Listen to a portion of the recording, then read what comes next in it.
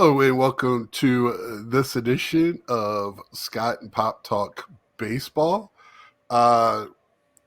This is the New Year's edition. I mean, we're recording this on New Year's Eve, but it'll be released on New Year's Day. Hopefully, if everything goes right. I've been having some issues the last few weeks trying to get stuff released.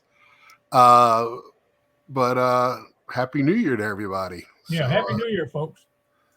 Hope everybody stayed safe and start the new year out right and correct. Had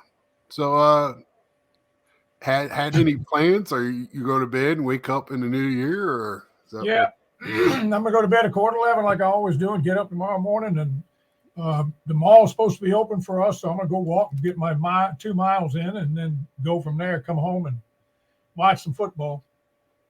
Yeah, big day of football tomorrow or today. Whenever you're watching this on the 1st of January 24, big day of football.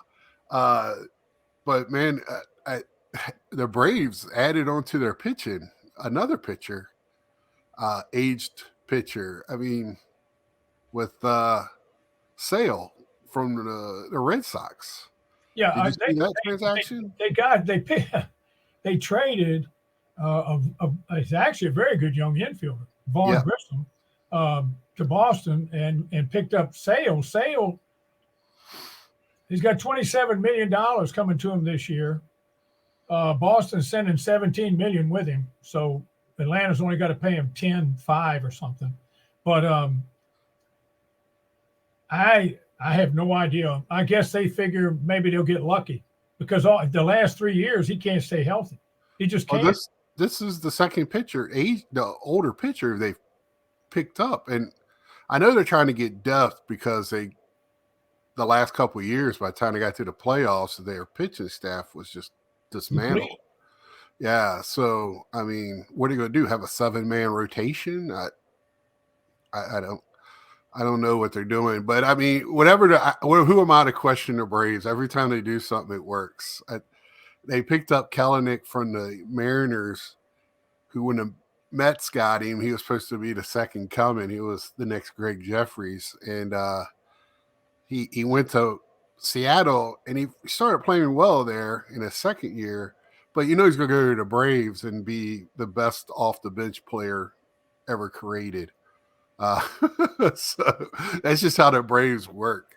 They got the Midas touch. So who am I to question them? So I'll be surprised if Sale does anything for him, because last year, even after he came back after his injury, his fastball was down to about 88 miles an hour. I mean, it's just, it was like watching what's his name with the Cardinals, Wainwright on his last year. It was sad. I mean, it was sad watching him out there pitching because, he couldn't throw the ball anymore. He was done. And he finally won the game there at the end of the year, his last game, but he was getting rocked during the year because he couldn't. His fastball was 78, 88, 85 miles an hour. And his curveball was still good, but everybody just sat on the fastball. They didn't bother swinging at the curveball. Right. Just spit on it. Yeah, that's, quiet week, had a short week. Christmas week other than that trade, I didn't see much other movement. Did you see anything? Well, this has nothing to do with playing ability, but Wander Franco, who's he's in the Dominican Republic, and the state police there, or the national police in the Dominican Republic, have a warrant for him. They wanted to serve a subpoena. They went to his house. He wasn't there. He went to his mother's house. He wasn't there. They can't find him. So now they got a warrant for his arrest because they couldn't serve the subpoena. They want to talk to him. All they want to do is talk to him, but he's hiding out somewhere, apparently. Hopefully he's still hiding out. I mean, something ain't happened to him. But, yeah. And then the other thing is, last week we talked about what each of the 8 teams that were over the salary cap had to pay for their luxury tax. And it didn't matter who they dropped. That's what they had to pay. Right. For last year. And this week, the Padres had to borrow $50 million so they could pay their bills. Yeah. And the other thing, the Cubs are still waiting, hopefully waiting on Bellinger to come back. In Boston, they signed Luis Giolito. Now, I don't know how he had. I remember when he pitched for the Nationals when he was just a kid. He had a great season and went to the White Sox and had. He'd have one. He pitched 2 or 3 good games and then pitched terrible. Right. 2 or 3. Right. And then he went to the White Sox in the trade that brought the little right fielder that came to the Nationals in 19 that they went and won the World Series. They picked him, and he was in that trade. Well, then he pitched a lot better for the White Sox than he did for Washington. And one year he even pitched a no-hitter. But then at the end of the year, he started going downhill a little bit. And then last year, he just didn't do much of anything. And so now Boston's going to give him a shot. The White Sox, they picked up Chris Flaxman, got him from the Rockies. He was with about 23 teams last year. And he started with the Mets. He started with the Mets, wound up. I went to Seattle, and then he went to Colorado, and they put him in the minors, and now he's with the White Sox. Then we talked about Chris Sale going to Atlanta. The other thing is about every year this happens because it's like you run into a wall signing the free agents. Mm-hmm. And the problem is one guy, Scott Boras. Yeah. Scott Boras, even if the teams are waiting around for the prices to drop, well, he's not going to do it. He's going to wait them out. He doesn't care if he goes into March, the middle of spring training, and he still has these guys sitting at home. He doesn't care because he's not giving in.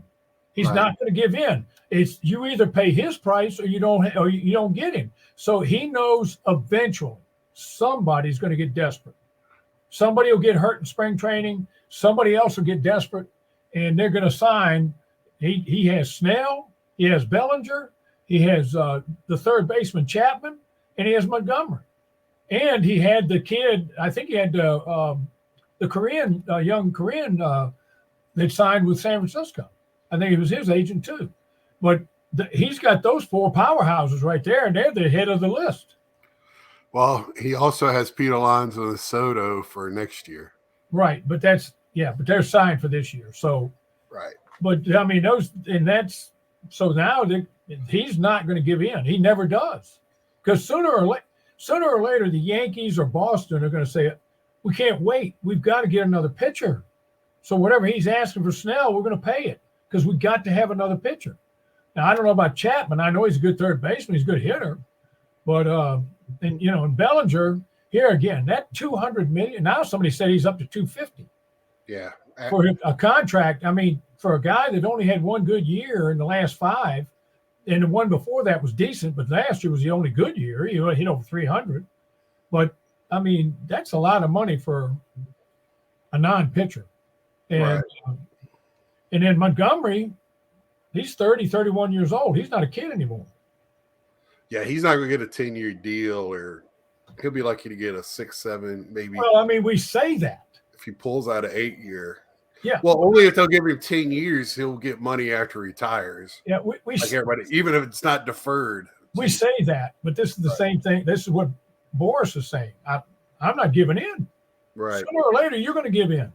Not me. Yeah. You're going to need the help, not me. And so that's the way he approaches it. He does that all the time.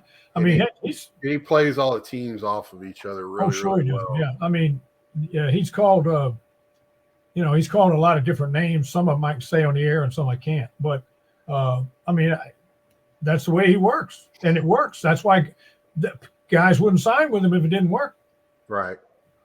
And the Players Association love him because because the more money the players get, the more money the better off they are. That's their whole reason for existence. So, and getting back to this money thing. So I was on another channel this weekend talking to somebody, and we were talking about money and just how ratings are up for regional broadcasts, but it just costs so much to own the rights to have those regional broadcasts, that these companies just can't afford it. Something's going to have to give here soon. Like these regional broadcasts, not everybody can own their own broadcasting network. Like the Yankees and the Dodgers did. Well, and I mean, I think Red Sox do too. So, you know, something's going to have to give. Not everybody. These $200 million contracts, I don't know. I think the baseball they're going to have to figure out something to control the wages.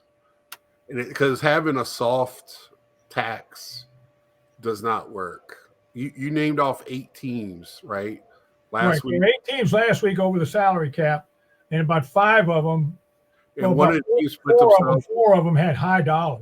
Right, and one of them put themselves in a financial problems to do that, to try to win, because it's so important. And that's the Padres, and the Padres don't have a very lucrative regional. Right, they don't have a lucrative TV contract. Now they do. They're in the top 5 or 6 in average attendance. Right. But I mean, that your attendance only pays so much. Yeah, they have a beautiful ballpark. I mean, I can imagine going games there. But we were also talking too, like these teams are having to jack up prices so much for their tickets. You know, a family of 4 going to a game, you're talking, maybe $500 to $1,000. Depends on what your kids want when they go and want to buy a T-shirt or something. And right, and how much it's going to cost you. You buy food around the food for the family. When you and I went to the Nationals games in 2012. That's 2012, folks. That's 13 years. What, 10, 11 years ago? No, that's 2011. It's going on 12 years. It's going on 12 years. 12 years ago. And if you wanted to park in the parking deck, it was $45. That was parking in the parking. Now, we parked in a lot, and it cost like $25 or something. But it's still high. It was cheaper. Our seats, which were real good in right field, were cheaper than the parking. Yeah, both of them together. The seats in the ballpark were cheaper than the parking. I mean, give me a break. And if you buy food at the ballpark, it's pretty ridiculous. So, I mean, you're right. Washington has good food. They have very good food at but people are going to wind up pricing themselves right out of business. I mean, this is not baseball related, but I read this this morning. Getting ready to go to church, I was reading this article, and the college attendance is going down among males in the United States because they'd rather take up a trade or go into computer work because they don't want to be in debt when they get out of college, and they can't make it. They're not making that much more money. So a nice house. Yeah, the colleges are pricing themselves. They're pricing themselves out of the market. So, I mean, in baseball, a lot of the NFL games, they don't even worry about selling out the stadium because their TV contracts are so huge, and they've got these big luxury boxes that these corporations spend a gazillion dollars for, and these same corporations do the same thing in baseball, but it's not just for a few games a year. Well, this is where the 162 games comes back to bite you, because NFL has a contract for once a week national rights. They don't have rights for regional rights. So when baseball has regional rights, that's just with the small, and a lot of these companies, look how many times the company that covers that Washington has changed names. I mean, what are they now? Is it still Masson? Yeah, Masson's still there. It's the other one. It was NBC, and then now it's Metropolitan or something. Yeah, they're the ones that have the Caps games. Oh, okay. Because I watched the Caps last night. By the way, they lost again. But I mean, I watched the Caps last night, and they're on the Metropolitan channel now. That thing's that's had 3 different names. Yeah, because I know these like Bally's and different gambling places are starting to have them, but I know as soon as they get a channel, it goes under. I mean, see, here again. You were saying about the regional thing. Now, the National Football League is regional, but it's not regional networks. It's the national network showing the games regionally. Like you sit down there, right? You're sitting down there now, and if Carolina Panthers are playing, you got the Panthers. I'm sitting up here. I got Washington. Now, between the two of us, we don't have a team, but I mean, but that's what we got. So, I mean, and then at 4:30, it's the Cowboy Network because it's always the national games, the Cowboy game at 4:30. So,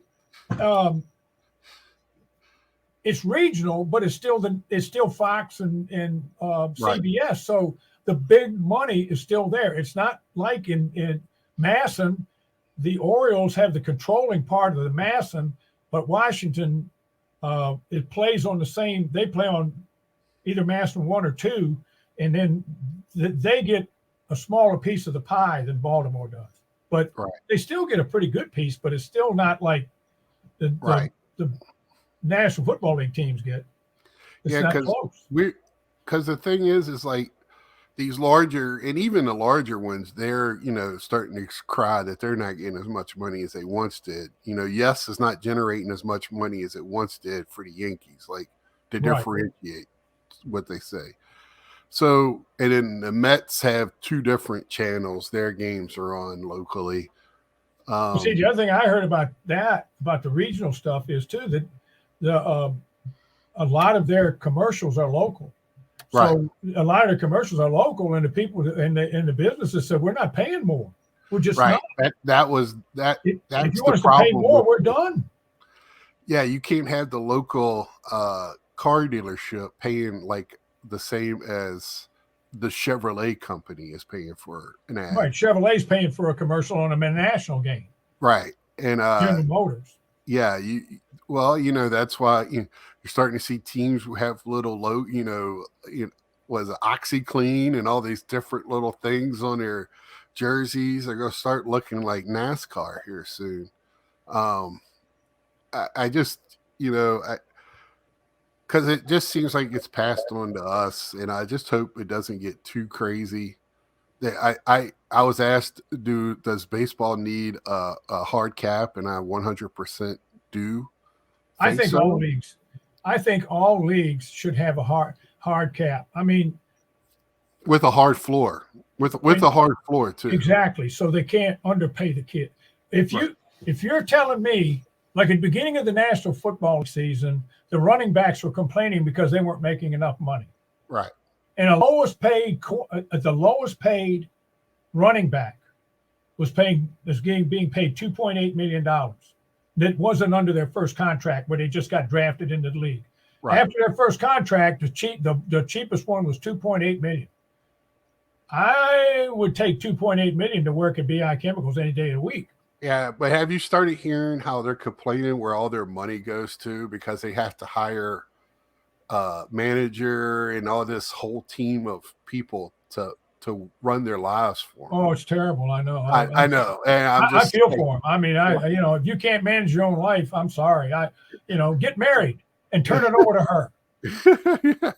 I kind of laugh at that because I mean, it ain't like they got my paycheck and 30% of it's coming out going to somebody else. So 2.8 and 30% coming out to pay a staff of people is a lot different. I agree. They can live off of that. I couldn't live if you take another 30% off over my taxes. So yeah, I mean, if you have to pay, a nutritionist and a trainer and pay all these people, barber, the guy to put on your lip gloss for you. I mean, come on. If you got to pay all these people, then that's your problem. I'm sorry. You want to be able to know how to train yourself. Your trainers give you what you're supposed to do to train. Right. Why do you need your own trainer? Yep. You ought to. They give you. You don't need a nutritionist. The teams give the players the diets they want them to use. So, I mean, I'm sorry, guys. I can't feel sorry for you. I can't. I'm sorry. Yeah. I just started hearing more and more. I started hearing it a few years ago, and now I'm hearing it more and more. And I'm like, well, tough luck. Well, I mean, that's like the NBA guy a few years ago that was going to sign for $9 million or something like that. And they asked him why he was waiting around for more money. And he said, because I have to take care of my family.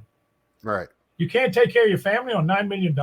What kind of? Well, that's what Marshawn Lynch said too when he was holding out that. Well, he was, in the NFL. Not Marshawn Lynch. What's his face that was with the Panthers no, I can't remember the guy's name. I mean, this guy was it was one of the Fab Five, and he went to the NBA. In his first contract, it was going to be something like $9 million or something like that, and they didn't. Oh, he was complaining because I have to look out for my family, and I went, oh my gosh, he can't live off $9 million.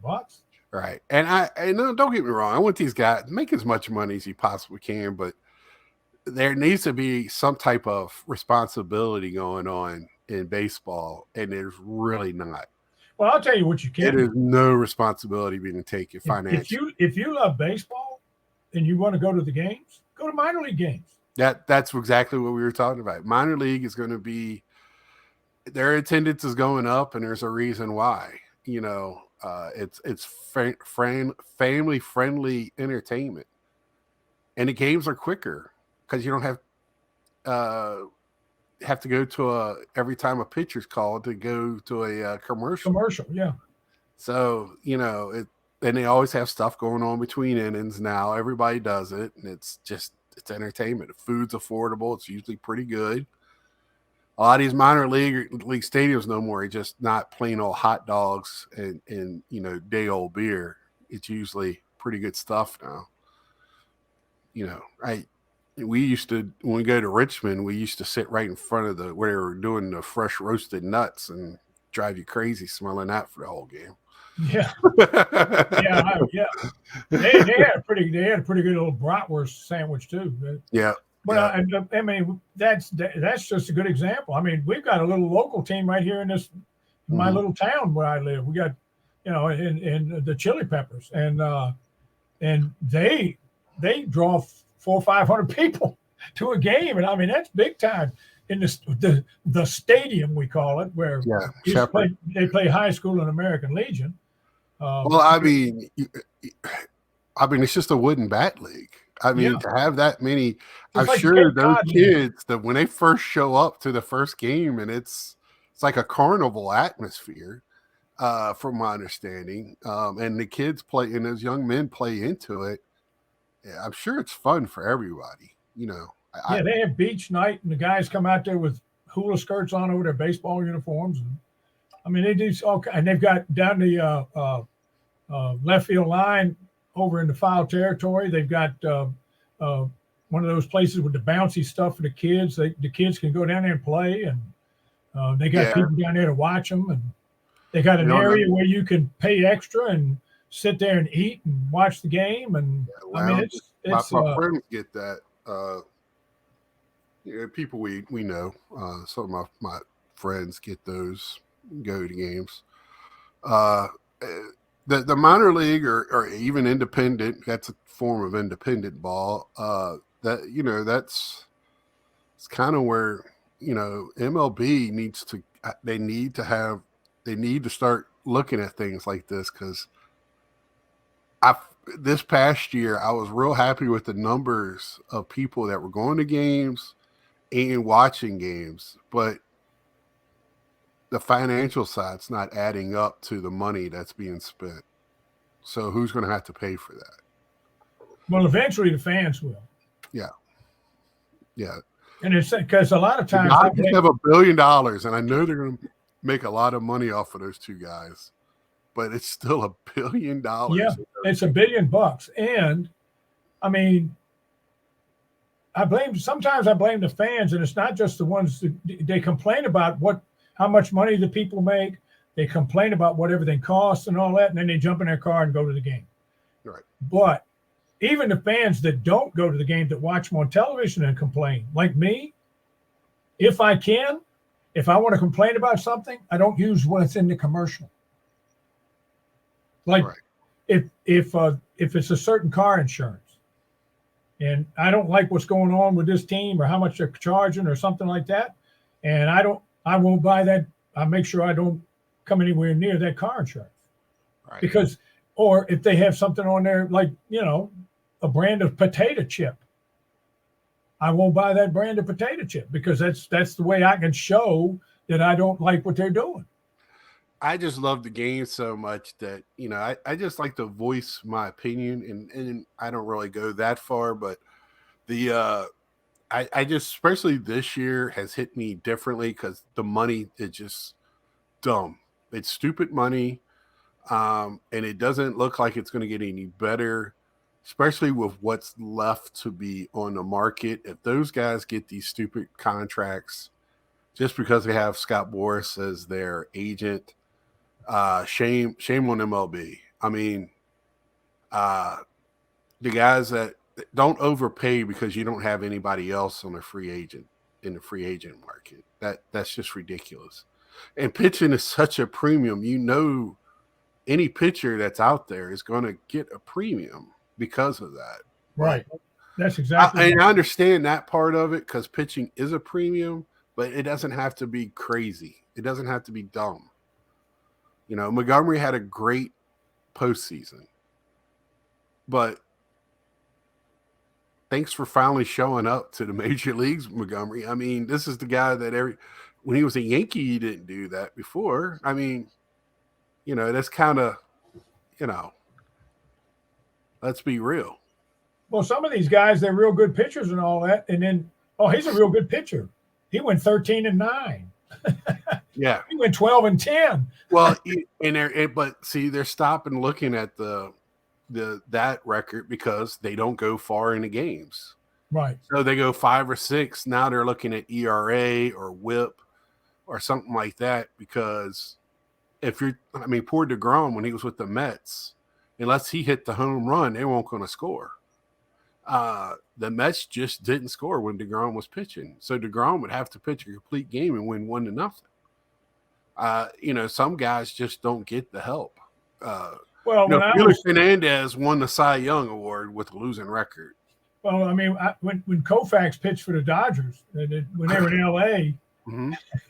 When they were in L.A., the joke was they were playing the Cardinals, and Maury Wills led off, got a bunt single, stole second base.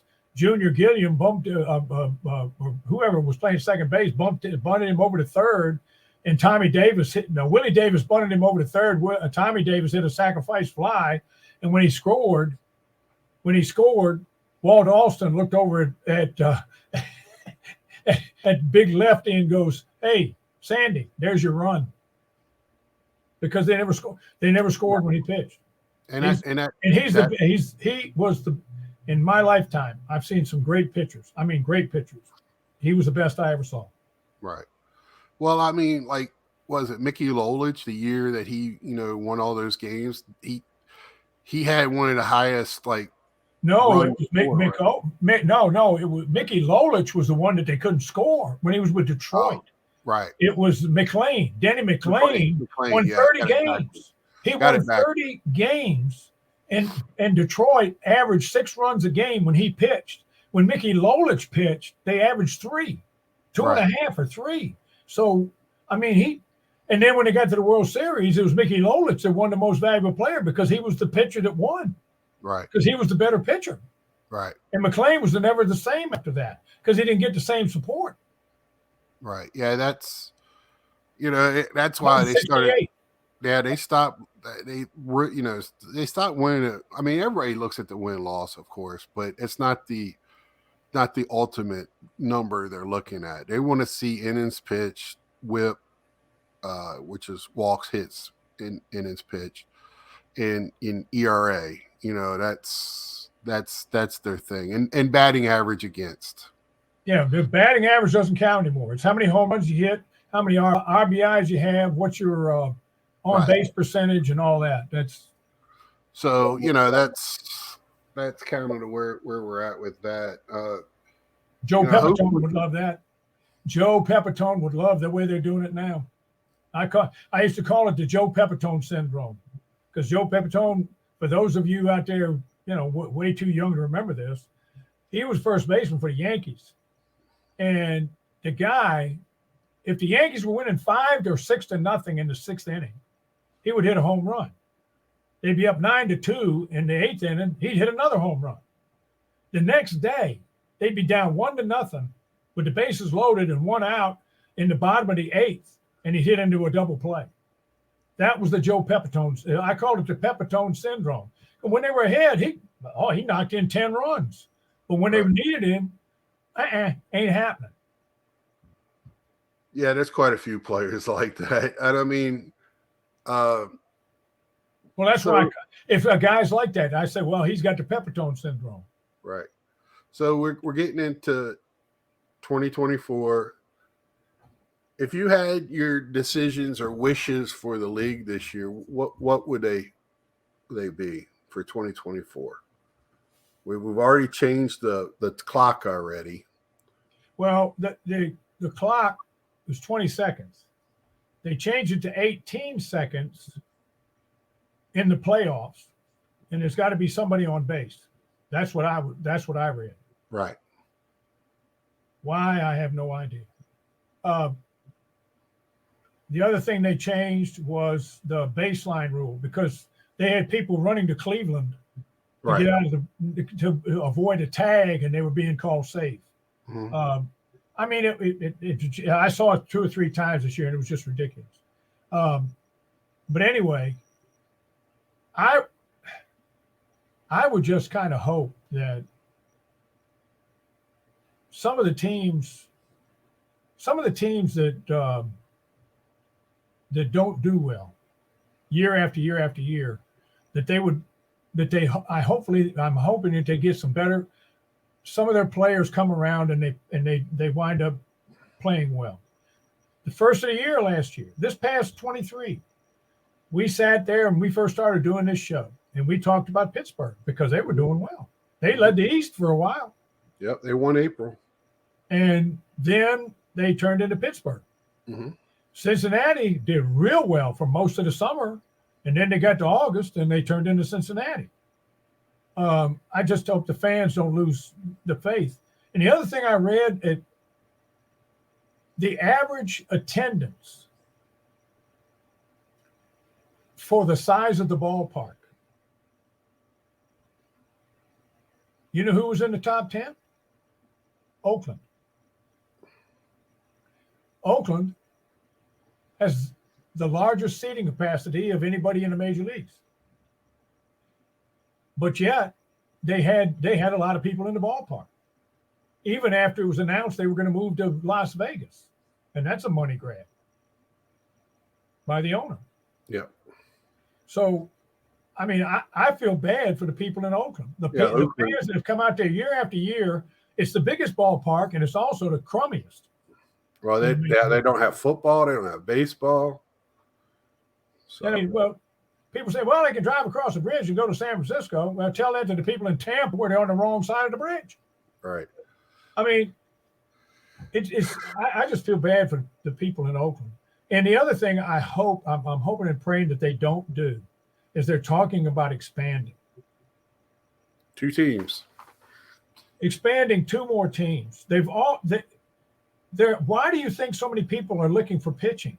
Because there's not enough to go around. Right. And you're going to add 2 more teams? You're going to add 2 more. Last year, they set a record for most games with 21 runs or more scored in the modern era.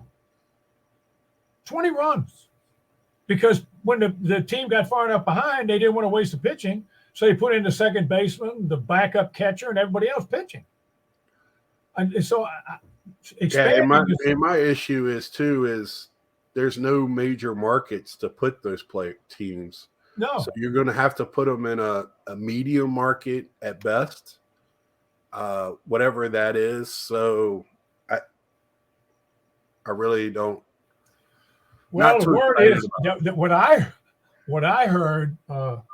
What I heard was that they were thinking about Portland, Oklahoma City, maybe putting a dome stadium in Mexico City. in a dome stadium in San Juan, Puerto Rico, where the gross national product's about $84. I mean, who? Well, I know there Montreal's on the list, and yeah, but they'd have to agree for a dome stadium. Yeah, I forgot Montreal, Portland, Oklahoma City, Salt Lake City. They're looking at that maybe Mexico City, and they said San Juan, although that one's kind of. But I mean, where are they going to find the players? That's my question. I watched the Nationals last year. Those kids played hard, but most of them didn't. They were major league players. When you start talking about two more teams, you're starting to water down. I mean, the pitch is already watered down. The actual position players are going to be. There's a reason why they're in the minors right now. And you're going to water down the farm systems. Right. And the farm systems are going to get that much weaker because you got to add all those farm teams for each of those teams. So my wish for the league is more balls in play more consistently, and just not really go back to games like a decade ago where not everybody was swinging from their heels every pitch, but we got to find a happy medium in between somewhere. I mean, the playoffs was home run derby. The playoffs were, except for a few guys, I said it before, why I loved Yordan Alvarez for the Astros. He's known for hitting home runs into the outer atmosphere. But in the playoffs, he put a lot of balls in play as well with 2 strikes. And he was the only one. That's why they lost. Right. But that impressed the hell out of me. Here's this big man that's known for hitting jacks, but put the ball in play. And he, I just wish we could see more of that. My team, the Mets, really need that. There's too many guys trying to hit the big home run. And I understand hitting into the air and all this stuff gives you a better chance for a hit. But if you don't hit it at all, you're not having any chance for a hit. So it's got to be. And I know the pitching is way better than what it used to be, but it's also watered down. You don't have as many of them in the league. So there's teams that don't have a starter pitcher, don't have a first pitcher at least. The difference in the pitching now, in back when you were coming up, and definitely when I was coming up, is the bullpen. Mm-hmm. I mean, bullpens when I was coming up was when if they were losing or winning big, they used the bullpens to save pitchers. The closers, when they started using closers like Raleigh Fingers and that, Ryan Duran back with the Yankees, back in the 50s and 60s, they pitched 2-3 innings. Yeah. They didn't come in for 1 inning. They pitched 2-3 innings, and then they had a couple of days off. When they didn't, if they needed a closer, they had to use somebody else. Well, that's why I do like the 3-batter minimum or at the end of the inning. I do like that because you have to actually think about it a little bit. You just can't go, oh, there's a left-hander coming up, I'm going to get a left-hander. I do like that. It makes it a little bit more challenging. The other thing I'd like too is as a Nationals fan, and I know they're not going to be in the World Series. They're still building, and they haven't got the ownership straightened out. I'm hoping that if the Orioles don't make it to the World Series, I hope we have 2 surprise teams again. That I enjoyed that. That was nice seeing these Arizona and Texas in the World Series. Yeah. And I was rooting for Texas only because Johnny Oates used to manage them. But and I like Bruce Bochy. I mean, because what he did with San Francisco, he's a heck of a manager. And I mean, it was just nice to see 2 new teams. At least it wasn't Houston again. Right. That's what I kept telling myself. At least Houston's not in it. Right. And so that's. It's like when I was a kid. That's why I rooted against the Yankees all the time because they were always in it. Right. It was easy to root against them. You wanted somebody different. Yeah.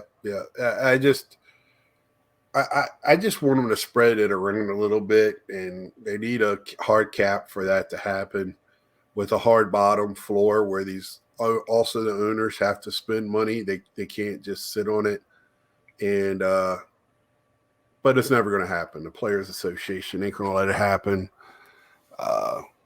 So yeah, if you didn't have the hard cap in the National Football League, that'd be really a bidding war, because every one of the owners in the National Football League are billionaires. Every one of them. I mean, but so that would be ridiculous what they'd be paying people. Yeah, but I mean, like we said, I mean, look at the NFL. We got this week and next week, and there's like half the league is battling for playoff spots. Right. Yeah. Half the team stinks. About 2/3 of the team stinks, but they're playing for playoff position. Right. So the fans have something to cheer for. I don't care about how bad the teams are. At the beginning of the year, everybody has hope in the NFL. You can't say that for baseball. Baseball, we just we want to get to. You hear teams, if we get to 500, that's a miracle. I mean, you heard the Nationals. If we win more than 45 games, that's a plus for us. Right. That's what MLB's come to, is like, how many games can we actually win? And that, to me, that's a shame, because you're not playing to see how many games you win. You're playing to win the World Series. So I wish they could fix it.